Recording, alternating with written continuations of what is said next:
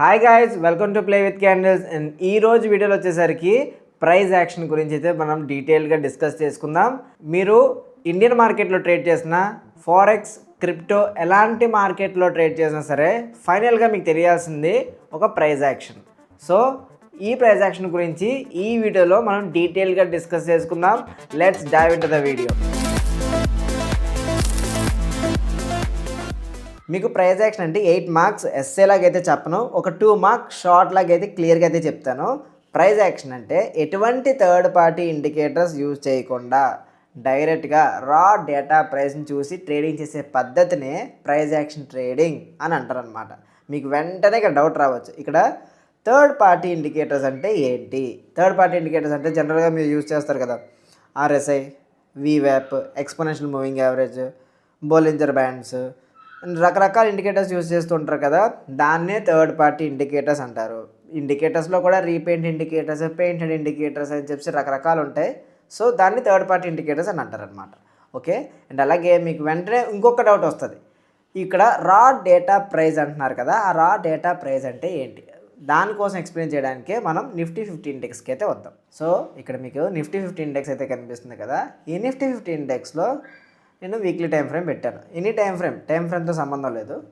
ఇక్కడ మీకు నిఫ్టీది ఇక్కడ మీకు ప్రైస్ అనేది కనిపిస్తుంది 23,092 అనేది ఇక్కడ పాపప్ అయి ఉన్నది ఇక్కడ. సో ఈ ప్రైస్ అనేది ఈ క్యాండిల్ స్టిక్స్ని చూస్తే అర్థమైంది. సో ఈ ప్రైస్ అనేది డైరెక్ట్గా మీరు డైరెక్ట్గా ఎక్కడెక్కడ చూసి డిఫైన్ చేస్తారు? డిఫైన్ చేయాలంటే మీకు తప్పనిసరిగా రావాల్సింది క్యాండిల్ స్టిక్ ప్యాటర్న్స్ అండ్ అలాగే సపోర్ట్ అండ్ రెసిస్టెన్స్ అయితే తప్పనిసరిగా రావాలి. ఆ support and resistance and candle stick patterns కానీ మీకు కంప్లీట్గా వచ్చినట్లయితే మీరు ఈ ప్రైస్ యాక్షన్ చూస్తే మీకు క్లియర్గా అర్థమవుతుంది.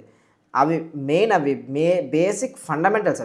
ఆ ఫండమెంటల్స్ వచ్చిన తర్వాత ప్రైస్ యాక్షన్ అనేది మీకు చాలా క్లియర్గా అర్థమైపోతుంది. ప్రైస్ యాక్షన్ అనేది ఎటువంటి ఇండికేటర్స్ యూజ్ చేయకుండా ట్రేడింగ్ చేస్తూ ఉంటారు కాబట్టి ఇది అర్థం అవ్వాలంటే తప్పనిసరిగా మీకు సపోర్ట్ అండ్ రెసిస్టెన్స్ అయితే వచ్చి ఉండాలి. సపోర్ట్ అండ్ రెసిస్టెన్స్ని డిఫైన్ చేసేది ఎలాగా అంటే క్యాండిల్ స్టిక్ ప్యాటర్న్స్. సో ఆ 2 వీడియోస్ అయితే మన ఛానల్ అయితే ఉన్నాయి, కిందకి వెళ్ళి క్లిక్ చేసి ఆ వీడియోస్ అయితే కంప్లీట్ చేసిన తర్వాత ప్రైస్ యాక్షన్కి రండి. సో మీరు ప్రైస్ యాక్షన్ ట్రేడింగ్ మీకు క్లియర్గా అర్థం అవ్వాలి అంటే మీరు ఒక 3 ఫ్యాక్టర్స్ అయితే కన్సిడర్ చేయాలి. ఆ 3 ఫ్యాక్టర్స్ వచ్చేసరికి టైప్ ఆఫ్ ట్రెండ్ అయితే మీరు గమనించాలి. ఫస్ట్ అయితే టైప్ ఆఫ్ ట్రెండ్ అయితే గమనించాలి. ఇప్పుడు ట్రెండ్లో 3 రకాలు ఉన్నాయి, up trend, down trend, side వేస్ మార్కెట్. ఇప్పుడు సైడ్ వేస్ మార్కెట్ని నేను కన్సాలిడేషన్ అంటాను, సైడ్ వేస్ అంటాను, ప్రైస్ డిస్ట్రిబ్యూషన్ అంటాను, ప్రైస్ అక్యూములేషన్ అంటాను. ఇప్పుడు నేను రకరకాల పేర్లు వాడతాను. సో అందుకే నేనేమంటానంటే మీకు ఈ వీడియోలో వచ్చేసరికి నేను కొన్ని టెక్నికల్ టర్మ్స్ అయితే వాడి మీకు దాని గురించి క్లియర్గా ఎక్స్ప్లెయిన్ చేస్తూ ప్రైస్ యాక్షన్ అయితే నేను ఎక్స్ప్లెయిన్ చేస్తాను. ఇప్పుడు ప్రైస్ అనేది అప్ ట్రెండ్లోకి వెళ్ళిపోయింది అంటే దాన్ని నేను ఏమంటానంటే ప్రైస్ ఇంక్లైన్ స్టేట్లో ఉన్నది అని నేను అంటాను.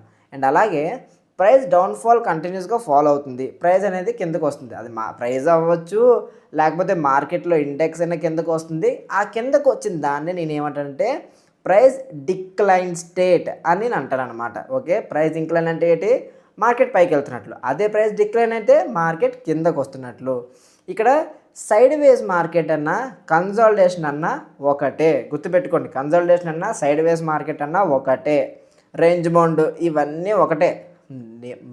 మనకి టెక్నికల్గా మాట్లాడుకోవడానికి ఇవన్నీ నియమించారు కానీ ఇవన్నీ ఒకటే. ఇప్పుడు సైడ్ వేస్ మార్కెట్లో కూడా 2 టైప్స్ ఆఫ్ మార్కెట్స్ ఉంటుంది. ఒకటి ప్రైస్ అక్యూములేషన్ స్టేట్ అండ్ అలాగే ప్రైస్ డిస్ట్రిబ్యూషన్ స్టేట్ అని 2 రకాలు ఉంటాయి. అది క్లియర్గా ఎక్స్ప్లెయిన్ చేయడానికి మనం ఈ నిఫ్టీ 50 ఇండెక్స్లో అయితే చూద్దాం. చూడండి, ఇప్పుడు మీకు ఆల్రెడీ నిఫ్టీ 50 ఇండెక్స్లో ఇక్కడ చూసారా 2020 నుంచి ఫాల్ వచ్చిన తర్వాత అప్ ట్రెండ్ డైరెక్ట్గా ప్రైస్ అయితే ఇది ఇంక్లైన్ స్టేట్కి అయితే వెళ్ళింది. డ్రా చేసి చూపిస్తాను. ఇది కంప్లీట్గా మార్కెట్ వచ్చేసరికి పైకే ట్రావెల్ అయింది అంటే ఇది ప్రైస్ ఇంక్లైన్ అని నేను అంటాను. ఇప్పుడు అదే మార్కెట్ ఇలా పైకి వెళ్ళకుండా ఇంకా కిందకి ఇక్కడ నుంచి కిందకి ఎలా వస్తే దాన్ని ఏమంటానంటే ప్రైస్ డిక్లైన్ అని నేను అంటాను. ఇప్పుడు ఇక్కడ నుంచి సైడ్ వేస్ అయింది, ఇక్కడ నుంచి. సో ఇక్కడ నుంచి చూసారా, ఇక్కడ నుంచి సైడ్ వేస్ అయింది మార్కెట్ వచ్చేసరికి సైడ్ వేస్ అయింది. ఈ జోన్లోనే సైడ్ వేస్ అయింది మార్కెట్. ఈ జోన్లో సైడ్ వేస్ని ఏమంటాం మనం?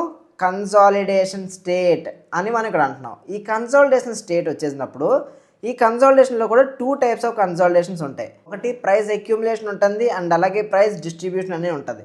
ఇప్పుడు ప్రైస్ అక్యూములేషన్, ప్రైస్ డిస్ట్రిబ్యూషన్ అంటే తెలుసుకుందాం.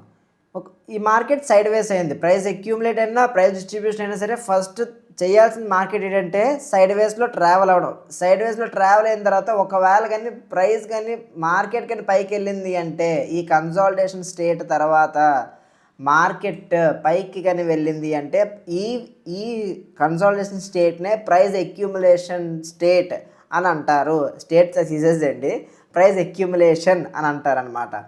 అదే ఒకవేళ ఇదే మార్కెట్ కానీ కన్సాలిడేషన్లో కంటిన్యూస్గా ఉండిన తర్వాత ఒకవేళ కానీ మార్కెట్ కానీ డౌన్ సైడ్ కానీ ట్రావెల్ అవుతుంది అంటే దాన్ని ప్రైస్ డిస్ట్రిబ్యూషన్ అని అంటారనమాట. ఓకేనా, ప్రైస్ డిస్ట్రిబ్యూషన్ అని అంటారు. ఇప్పుడు మీకు ఇప్పుడు అర్థమైంది అనుకుంటున్నాను. మార్కెట్ కానీ ఇక్కడ నుంచి కన్సాలిడేట్ అయ్యి పైకి బ్రేక్అవుట్ అయ్యి పైకి కానీ వెళ్తే దాన్ని ఏమంటారు, ప్రైస్ అక్యూములేషన్. దీన్నే ఈ సైడ్ వేస్ మార్కెట్నే ప్రైస్ అక్యూములేషన్ అంటారు. అండ్ అలాగే ఒకవేళ మార్కెట్ కానీ కింద ట్రావెల్ అయితే దీన్ని ప్రైస్ డిస్ట్రిబ్యూషన్ అని అంటారు. జనరల్గా ఇది ఎనీ స్టాక్లోనైనా జరుగుతుంది, లేకపోతే ఎనీ ఇండెక్స్లో కూడా ఇదే జరుగుతూ ఉంటుంది. అండ్ ఇదే పొజిషన్స్లో కూడా మీరు రిట్రేస్మెంట్స్, రివర్సల్స్, పుల్ బ్యాక్స్ అని కూడా ఇక్కడే గమనించాలి. దాని గురించి ఇంకా క్లియర్గా డిస్కస్ చేసుకుందాం. సో ఇక్కడ మీకు ఏమర్థమవుతుంది, కన్సాలిడేషన్స్ అవుతున్నాయి, రిట్రేస్మెంట్ కన్సాలిడేషన్ అయిన తర్వాత అక్యూములేట్ అయ్యి మార్కెట్ పైకి ట్రావెల్ అవుతుంది, లేకపోతే కిందకైతే ట్రావెల్ అవుతుంది. సో మీకు ఇక్కడ బ్రేక్అవుట్ అవుతుంది, బ్రేక్డౌన్ అవుతుంది. ఓకేనా, ఇప్పుడు ఈ ప్రైస్ అనేది కంటిన్యూస్గా ఇక్కడ ఎందుకు అక్యూములేట్ అవుతుంది, లేకపోతే ఇక్కడ ప్రైస్ అనేది ఇక్కడ ఎందుకు అక్యూములేషన్ కానీ డిస్ట్రిబ్యూషన్ స్టేట్లో కానీ ఉండిపోయి కన్సాలిడేషన్లో ఎందుకు ఉంటుంది అంటే దానికి కొన్ని ఫ్యాక్టర్స్ అయితే ఉంటాయి. సో ముఖ్యంగా కన్సిడర్ చేయాల్సింది ఒక ఫ్యాక్టర్, అదే వార్. ఒకవేళ any country to country any wars కానీ డిక్లేర్ చేసి వార్ అవుతుంది అంటే వెంటనే స్టాక్ మార్కెట్లో దాని రిఫ్లెక్షన్ పడి వెంటనే మార్కెట్ అనేది డౌన్ సైడ్కి ట్రావెల్ అవ్వడం, లేకపోతే కరెక్షన్స్ తీసుకొని డౌన్ సైడ్కి వెంటనే వచ్చేస్తుంది. లేకపోతే ఉన్న పలంగా డౌన్ ట్రెండ్లో ఉన్న ఇంకా డౌన్ ట్రెండ్కి కంటిన్యూస్గా ట్రావెల్ అయిపోద్ది ఎన్ని వార్స్ వచ్చినా. ఇది ఒక ఫ్యాక్టర్. అండ్ అలాగే ఇంకొక ఫ్యాక్టర్ వచ్చేసరికి బడ్జెట్ అనౌన్స్మెంట్. ఒకవేళ బడ్జెట్ అనౌన్స్మెంట్లో కానీ ఏమైనా ట్యాక్స్ రేట్లు పెంచినా, ఇంట్రెస్ట్ రేట్లు పెరిగినా సరే, ఇన్ కేస్ ఏదైనా నెగిటివ్ న్యూస్ కానీ వచ్చిందనుకోండి వెంటనే మార్కెట్ వచ్చేసరికి డౌన్ ట్రెండ్గా వెళ్ళిపోతుంది. అంటే ప్రైస్ అనేది డిక్లైన్ అయిపోతూ ఉంటుంది. ఆ ప్రైస్ అయినా కానీ లేకపోతే ఇండెక్స్ అయినా సరే ఫాల్ అయిపోతూ ఉంటుంది. ఇది ఒకవేళ ఇండెక్స్ ఫాల్ అయితే వెంటనే ప్రైజెస్ కూడా డ్రాప్ అవుతుంటాయి, స్టాక్ యొక్క ప్రైజెస్ కూడా డ్రాప్ అవుతూ ఉంటాయి. అండ్ అలాగే మార్కెట్లో కానీ ఒకవేళ బడ్జెట్ అనౌన్స్మెంట్లో అదే మంచి పాజిటివ్ న్యూస్ వచ్చిందనుకోండి మార్కెట్ వెంటనే అప్ సైడ్కి ర్యాలీ అయితే వెళ్తుంది. థర్డ్ ఫ్యాక్టర్ వచ్చేసరికి పొలిటికల్ న్యూస్ మీద కూడా డిఫెక్ట్ అవుతుంది. ఒకవేళ ఏదైనా ఎలక్షన్స్ వచ్చి ఒక గవర్నింగ్ పార్టీ కాకుండా ఇంకొక పార్టీ విన్ అయితే వెంటనే వీళ్ళు చేసిన కాంట్రాక్ట్స్ కానీ మారిపోతూ ఉంటాయి. వీళ్ళు చేంజ్ చేయాల్సిన, వీళ్ళు కాన్సన్ట్రేట్ చేసిన కొన్ని సెక్టార్స్ కానీ అది కాకుండా వేరే కొత్త పార్టీ కొత్త ఆలోచనలు తీసుకొస్తుంది. కాబట్టి అప్పుడు కూడా మార్కెట్ వచ్చేసరికి ట్రెండ్ అనేది రివర్స్ అవుతుంటుంది. సో అండ్ నెక్స్ట్ మీరు గుర్తుపెట్టుకోవాల్సింది ఏంటంటే next pullbacks and reversals. ఎప్పుడైనా సరే మార్కెట్లో ఇంకొక కాన్సెప్ట్ ఉంది, లాస్ట్ బట్ నాట్ లీస్ట్. ఈ లాస్ట్ కాన్సెప్ట్ చాలా ఇంపార్టెంట్ కాన్సెప్ట్ అనమాట. ఎప్పుడైనా సరే మీరు ట్రేడ్ చేస్తున్నప్పుడు పుల్ బ్యాక్స్ కోసం వెయిట్ చేయండి. రిట్రేస్మెంట్ కోసం ఆగితే రిట్రేస్మెంట్ అయిన తర్వాత అప్పుడు మళ్ళీ మీరు ట్రేడ్లో ఎంట్రన్స్ తీసుకుంటే బెటర్. అంతేగాని రిట్రేస్మెంట్ అవ్వకుండా డైరెక్ట్గా ఒక ట్రెండ్నే ఐడెంటిఫై చేసి అది అప్ ట్రెండే కదా, ఈరోజు అప్ ట్రెండే కదా అని చెప్పేసి మీరు ఎంటర్ అవుతారు. అది అప్ ట్రెండ్ నుంచి సడన్గా రిట్రేస్మెంట్ వస్తే వెంటనే మీ స్టాప్ లాస్ హిట్ అయిపోయి వెంటనే మార్కెట్ అయితే పైకి ట్రావెల్ అయిపోతూ ఉంటుంది. సో అది ఎగ్జాంపుల్గా మాట్లాడుకుందాం చూడండి. సో మార్కెట్లో వచ్చేసరికి కంటిన్యూస్గా అప్ సైడ్ ర్యాలీ అయితే వచ్చింది. సో అప్ సైడ్ ర్యాలీ వచ్చిన తర్వాత ఇక్కడ నుంచి మార్కెట్ అనేది కంటిన్యూస్గా సైడ్ వేస్లో ఫాలో అయింది. మార్కెట్ వచ్చేసరికి కంటిన్యూస్గా సైడ్ వేస్లో ట్రావెల్ అయిన తర్వాత ఇక్కడ నుంచి బ్రేక్ అయింది. ప్రైస్ బ్రేక్ అయిన తర్వాత ఇక్కడ కూడా ఇంకా ఓకే, ఇక్కడ బ్రేక్ అవ్వలేకపోయింది అండ్ ఇక్కడ కూడా బ్రేక్ అవ్వలేకపోయింది. నెక్స్ట్ ఈ మేజర్ సపోర్ట్ ఇది రెసిస్టెన్స్ జోన్నే బ్రేక్ చేసింది అంటే నెక్స్ట్ అప్ ట్రెండే ఉంటుందని చెప్పేసి వెంటనే అయితే ఇక్కడ ఎంట్రన్స్ అయితే తీసుకోగానే వెంటనే రివర్సల్ అయింది. మళ్ళీ కొంచెం అప్ ట్రెండ్కి వెళ్ళడానికి ట్రై చేసింది. మళ్ళీ ఇక్కడ ఇదే జోన్ నుంచి రిట్రేస్మెంట్ అయితే అయింది. సో ఇప్పుడు నేను ఏమన్నాను, రిట్రేస్మెంట్ అన్నాను. సో ఇదొక టెక్నికల్ టర్మ్ అనమాట. ఈ టెక్నికల్ టర్మ్ రిట్రేస్మెంట్ అన్న రివర్సల్ అన్న ఒకటే. రివర్సల్స్ వచ్చిన తర్వాత మళ్ళీ ఇక్కడ ఎక్కడ సపోర్ట్ తీసుకుంటుందో అక్కడ చూసి ఆ పైన ఎంట్రన్స్లో అయితే తీసుకోవడానికి ట్రై చేయండి. ఇది బ్రేక్ అయితే ఈ తలపైన ఎంట్రన్స్ తీసుకోవడానికి అయితే ట్రై చేయండి. ఇక్కడ ఎంట్రన్స్ తీసుకుంటే మళ్ళీ వెంటనే మార్కెట్ వచ్చేసరికి ఒక ట్రెండ్ అనేది ఫాలో అయ్యి మళ్ళీ అప్ ట్రెండ్లో అయితే మార్కెట్ అయితే ట్రావెల్ అయింది. సో మీకు ఇది క్లియర్గా అర్థమైంది కదా. ఎప్పుడైనా సరే మేజర్ రెసిస్టెన్స్ అండ్ రిట్రేస్మెంట్లు కూడా కొంచెం జాగ్రత్తగా చూసి ట్రేడ్ చేయండి. ఎప్పుడైనా సరే రిట్రేస్మెంట్ అది డౌన్ ట్రెండ్లోకి వెళ్ళినా సరే, ఒకవేళ ఇదే డౌన్ ట్రెండ్లోకి కానీ వెళ్ళినప్పుడైనా సరే రిట్రేస్మెంట్ వచ్చిన తర్వాత ఆ రిట్రేస్మెంట్ కంటే ఇంకా కిందకి బ్రేక్అవుట్ అవుతున్నప్పుడు మాత్రమే ఎంట్రన్స్లు తీసుకోండి. అప్పుడే మీకు అది కంటిన్యూగా సస్టైన్ అవుతుంది. ఇది నిఫ్టీ 50 ఇండెక్స్కే కాదు, అండ్ ఇదే స్టాక్స్కి కూడా అప్లై అవుతుంది. సో ఈ వీడియోలో వచ్చేసరికి మీకు ప్రైస్ యాక్షన్ గురించి అయితే క్లియర్గా అర్థమైంది అనుకుంటున్నాను.